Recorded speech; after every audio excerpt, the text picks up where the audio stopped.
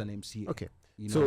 That's kazi yake ni nini beyond true. impeaching governors? Actually, na kupigana watu sasa election. Yes. we were true, and we don't throw chairs at each other these days. Not Stones. Really. I see stones. Well, yeah, but times are changing. Yeah. Now, that's a very good question. Yeah. Because if you go to the ordinary quote unquote person on the ground, he will tell you the work of an MCA is to bring development to my area. Yes. Ajenge barabara, hospitali, soko, shule, and what have you. Yeah. Okay. 99.9% of the electorate expect that. The Constitution says something totally different. Okay. Constitution says you go to the assembly, make laws. Okay. Go to what we call committees, do oversight of the executive, of what the governor does. Yeah. Represent, which means take petitions, whatever your people want, in parliament. Representation. Nowhere does it say anything about development. Okay. Right? Which presents a new problem. Because when you go to the people and you're campaigning, you tell them, look, we can see this area is, lacking of development. We need roads, we need lights, we need markets, we need medicine in our hospitals. And you feel that. Yeah. Because that's exactly what you want to deliver. But that role is wholly bestowed on the functions of the executive, i.e. the governor, or in the case of national politics, the president. Okay. Now, it comes, now the interesting part is now balancing you lobbying for development and you playing your role as far as the Constitution is concerned. Yeah. And that's where now it becomes a bit tricky. Because to your question, the role of an MCA is what the Constitution says. Okay. But ideally, the electorate expect you. It's an expectation. Yeah. You bring development to the ground.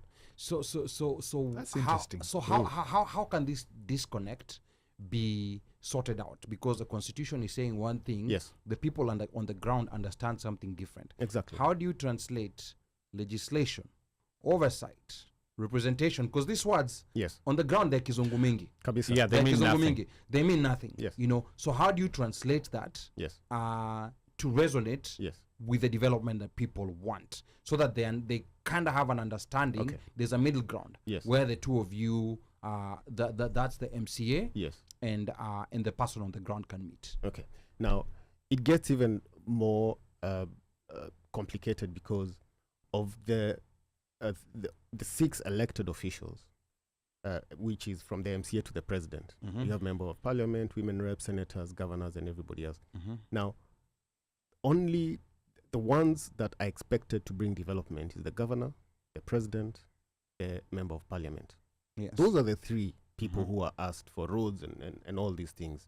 Of those 3, only the MCA who does not have a kitty for development. Okay.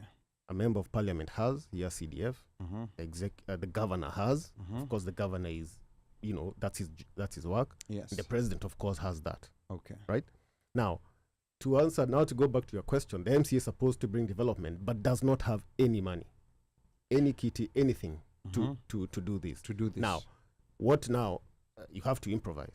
Okay. Now, this is where now politics comes into play, because now you have to play ball with the governor, the executive of the day, and be nice to him. And be nice to him. Yeah. And present and present your cases for your ward and your constituents, so that you get development as expected. All this time doing what the Constitution mandates you to do. Because when I came into power, to assembly, when I got elected, I realized very quickly that assembly is a machine, right? It's been there, it has staff.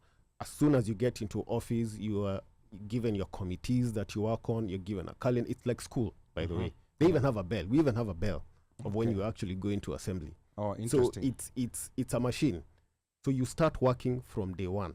You go into committees, you go into plenary, you're given your duties that you need to do, everything starts running. How you manage to now bring development to your people has to be now up to you and your craftiness. And when I say craftiness, I mean in a good way. How to entice the governor to, look, my ward needs this bridge here, right? And these other guys can wait, but you come and do this.